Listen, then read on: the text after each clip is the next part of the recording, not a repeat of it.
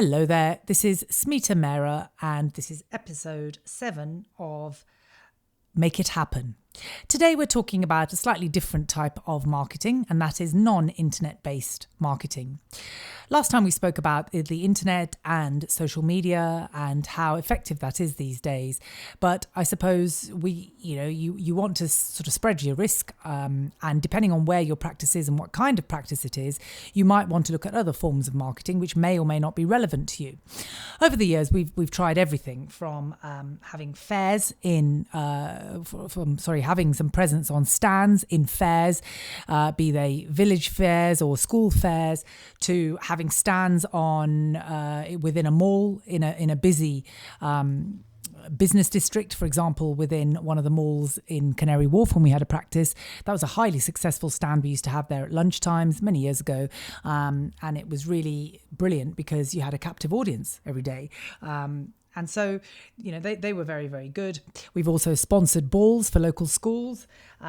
We've looked at the education side and being educators of our local community. So we've done talks, that one of the dentists, mostly myself, have done talks in the local schools, obviously tailoring them to the age group that you're talking to, as well as scout groups and nursery groups, some with parents, some without parents.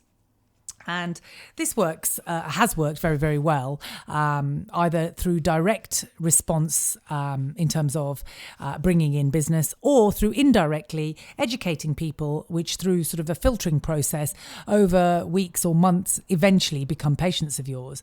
Obviously, school talks usually involve some sort of marketing material as a follow-up to be given to the the parents of the children that you've spoken to.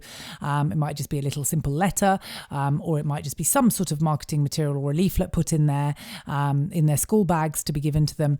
And it has been quite effective because we've had parents coming in a few months later saying, oh yes, one of your dentists came to my son's school a few months ago, and I thought, let me try you out, as he's now got a problem.